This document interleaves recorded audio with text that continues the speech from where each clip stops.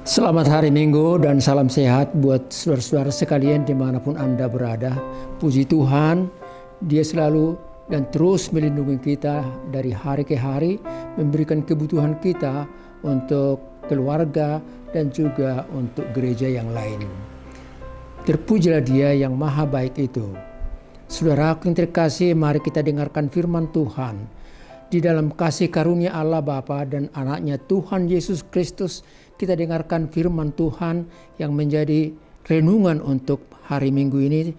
Minggu tanggal 10 Juli tahun 2022, tertulis dalam kitab Ulangan pasal 30 ayat 11 hingga 14. Saya akan bacakan untuk kita semua. Sebab perintah ini yang kusampaikan kepadamu pada hari ini tidaklah terlalu sukar bagimu dan tidak pula terlalu jauh. Tidak ada di langit tempatnya sehingga engkau berkata, siapakah yang akan naik ke langit untuk mengambilnya bagi kita dan memperdengarkannya kepada kita supaya kita melakukannya. Juga tidak di seberang laut tempatnya sehingga engkau berkata, siapakah yang akan menyeberang ke seberang laut untuk mengambilnya bagi kita dan memperdengarkannya kepada kita supaya kita melakukannya.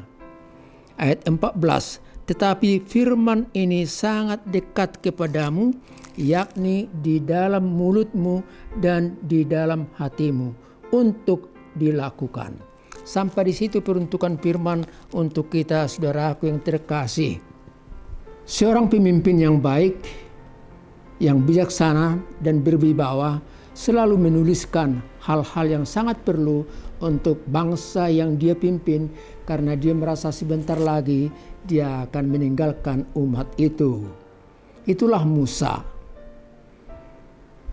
Sebelum dia meninggal dunia, sebelum dia digantikan dan tugasnya dilanjutkan oleh Yosua, dia menulis surat yang kita temukan pada hari ini yang sebutan Kitab Ulangan.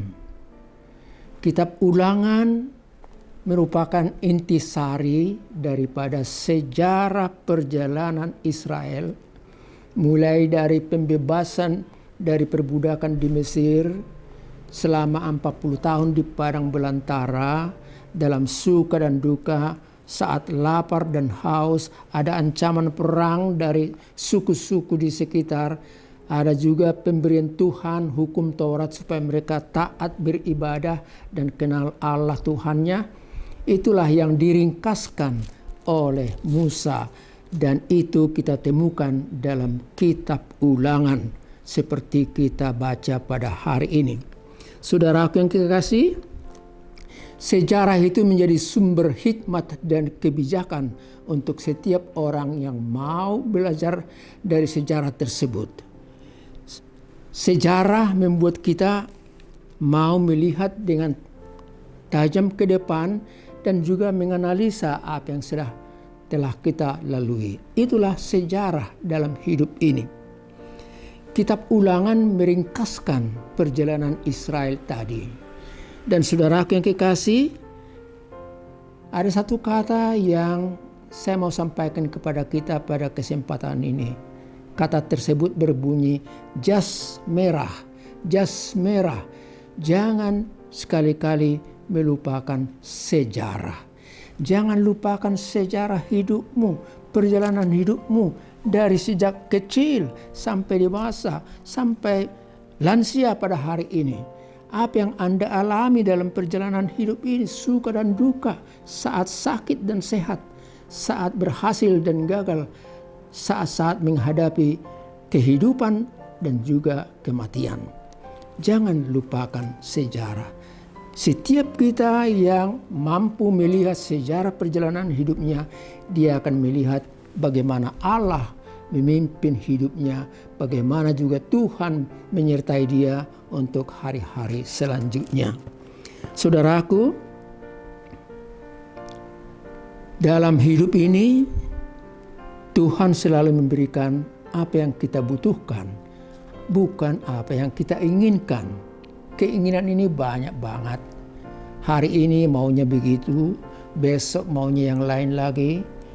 Sungguh banyak keinginan kita, dan kalau kita tidak merajai keinginan kita, kita terkadang boleh salah langkah dan juga boleh kena sanksi hukum oleh karena kita melanggar aturan-aturan yang berlaku. Tuhan tahu apa yang kita butuhkan. Satu ketika Abraham sangat bergumul dalam hidup ini. Karena apa? Karena Tuhan Allah meminta Abraham supaya mempersembahkan anaknya Ishak itu sebagai kurban untuk Tuhan. Tentu dia gelisah, bergumul, anak tunggal yang sudah lama dinanti-nantikan, yang dijanjikan Tuhan, toh sekarang diminta untuk dikurbankan, itu kan pergumulan. Tetapi dasar orang percaya, dia mampu menghadapi pergumulannya, dia tidak bersungut-sungut, walaupun dia bergumul, tapi toh dia jalan terus, dia mau melaksanakannya. Maka Abraham membawa Ishak sampai ke puncak Gunung Moria, dan di puncak gunung itu Abraham mengikat anaknya tangan dan kakinya, dan diletakkan, dibaringkan di atas onggokan kayu bakar.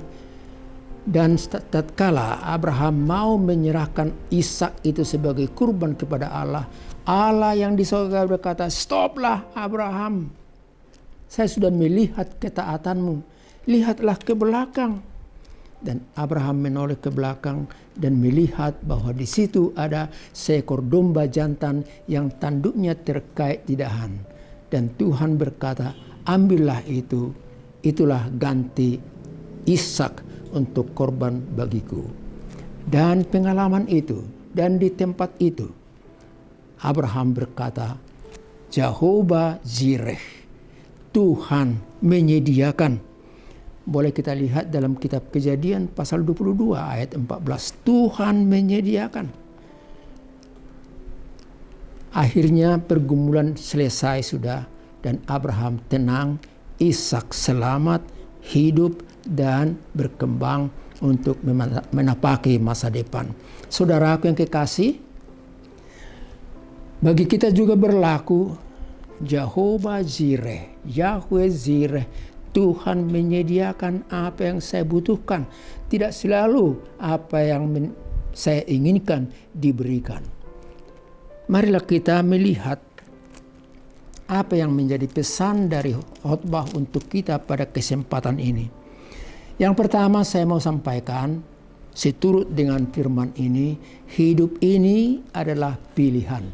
Hidup ini adalah pilihan. Lihatlah hari ini, pilihlah kehidupan atau kematian, keselamatan atau penghukuman. Itu dikatakan dalam pasal-pasal yang menjadi renungan bagi kita pada kesempatan ini. Hidup ini adalah pilihan. Saudara, tiap hari kita melakukan pemilihan. Apa sih yang mau kita makan, yang mau kita minum, apa yang mau kita kerjakan, kemana kita akan pergi. Kita juga memilih tatkala kita menuju mall, masuk ke mall, mau membeli pakaian, kita lihat warnanya bagaimana, kita raba kualitasnya bagaimana, kita lihat harganya bagaimana, berapa. Kita melakukan pemilihan.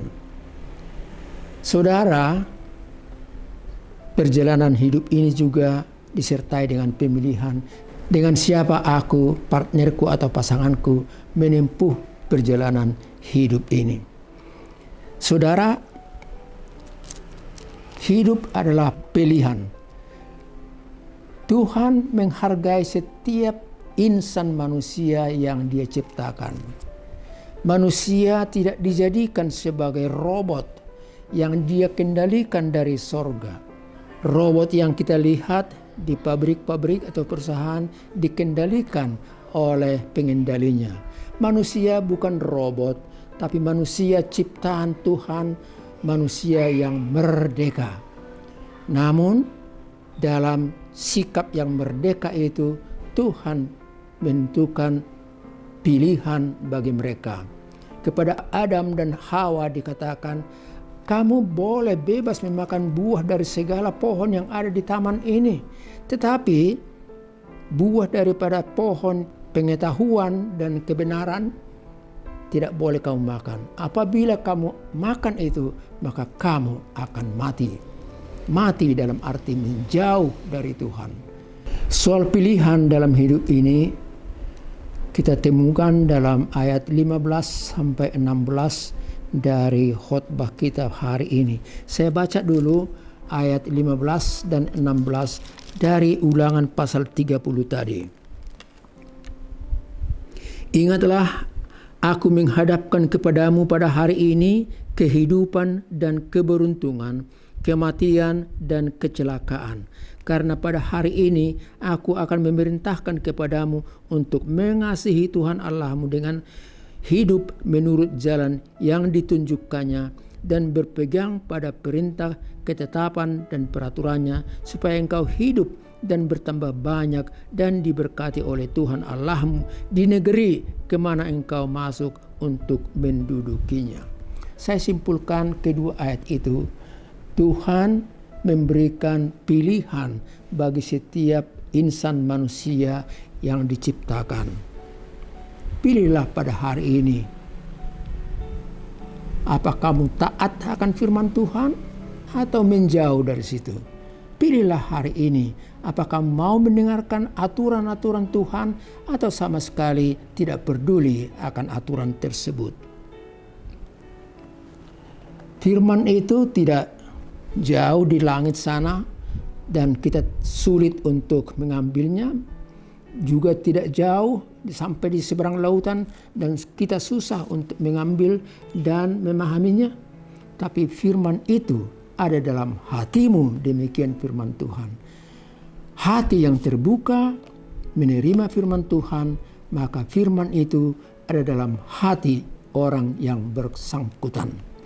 Firman itu ada dalam mulutmu. Bila mulutmu berkata-kata hal-hal yang baik, hal-hal yang berguna bagi orang lain, dan bukan mencaci maki. Biarlah firman Tuhan hidup berdiam dalam hati kita, dan kita juga mengutarakan tutur kata kita yang berguna bagi kehidupan orang lain. Pesan yang kedua berbunyi, mari memberitakan dan melakukan firman Tuhan. Mari memberitakan dan melakukan firman Tuhan. Topik khotbah mengajak kita menjadi pendengar dan pelaku firman Tuhan. Kalau kita mendengar gosip, saya harapkan Anda mengesampingkannya. Jangan melanjutkannya kepada orang yang lain.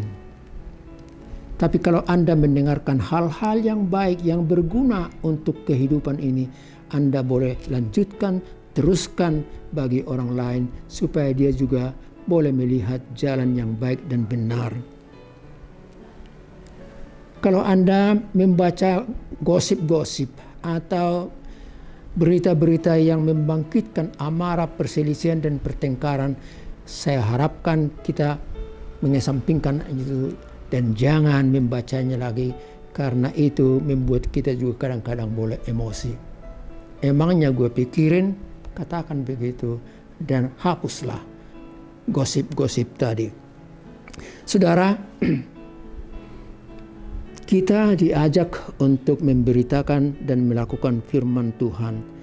Yosua di hadapan bangsa Israel itu berkata, pilihlah pada hari ini kepada siapa engkau beribadah. Tapi aku dan seisi rumahku, kami akan beribadah kepada Tuhan. Yosua 24 ayat 15. Pemazmur berkata, firman itu pelita bagi kakiku dan terang bagi jalanku. Dengan firman itu aku tidak akan tersandung dan tergelincir. Dengan firman itu aku tahu jalan yang akan saya tempuh. Aku tidak akan kesasar ataupun tersesat. Marilah kita menjadi pelaku firman Tuhan. Dan dalam Kidung Jemaat Nomor 427 dikatakan, kusuka menuturkan cerita mulia, cerita Tuhan Yesus dan cinta kasih-Nya. Kusuka menuturkan cerita yang benar, penawar hati rindu, pelipur terbesar. Kusuka menuturkan, kusuka memasyurkan cerita Tuhan Yesus dan cinta kasih-Nya. Itu menjadi masukan bagi kita. Kita boleh menjadi pemberita Injil dalam artian berkata-kata yang baik dan benar yang berguna bagi orang lain. Saya tertarik untuk menutup khotbah ini dengan mengutip apa yang dikatakan dalam Kidung Jemaat nomor 33, atau Anda temui itu juga dalam buku Ende nomor 541. Syairnya indah sekali dan berguna untuk disimak apalagi dihayati. Suaramu kudengar memanggil diriku, supaya ku di Golgota dibasuh darahmu. Aku datanglah Tuhan padamu, dalam darahmu kudus sucikan diriku. Pada ayat 3 dikatakan, kau panggil diriku supaya ku kenal iman, harapan yang teguh, dan kasih-Mu kekal. Aku datanglah Tuhan padamu, dalam darah-Mu kudus sucikan diriku. Semoga syair itu memberikan penguatan kepada kita semua. Sampai di sini pertemuan kita pada kesempatan ini. Terima kasih Anda boleh mengikuti renungan ini. Kita ketemu minggu depan. Anda sehat, aku juga sehat, dan kita bersama-sama boleh beribadah kepada Tuhan. Amin. Kita berdoa. Sungguh Allah Bapa di sorga, terima kasih banyak atas firman-Mu yang kami dengar barusan. Oh, firman-Mu itulah kehidupan kami, terang hidup dan juga jalan hidup kami. Firman-Mu itulah yang memberikan kami sukacita, dan firman-Mu itulah juga yang boleh kami laksanakan untuk menguatkan orang lain, sahabat kami, keluarga, dan juga gereja-Mu. Berkatilah renungan yang kami dengar barusan. Terima kasih Tuhan. Nampaknya COVID-19 dengan variannya yang baru masih terus berjalan hingga hari ini, bahkan semakin bertambah angka-angka yang menunjukkan peristiwa-peristiwa di dalamnya. Kami berdoa Tuhan supaya Engkau melindungi kami, menyelamatkan kami, menolong orang-orang yang terpapar oleh COVID ini. Kami percaya satu ketika dan tidak terlalu lama COVID ini akan hilang dari bumi Indonesia dan juga dari seantero dunia ini. Berkatilah kami, gereja-Mu juga, berkati juga pemerintahan kami, pemimpin kami dari tingkat yang tertinggi sampai ke eselon yang paling bawah. Di dalam Kristus Yesus kami berdoa dan mengucap syukur. Anugerah dari Tuhan Yesus Kristus, kasih setia Allah Bapa, serta persekutuan dari Roh Kudus bersama dengan saudara-saudara sekalian. Amin.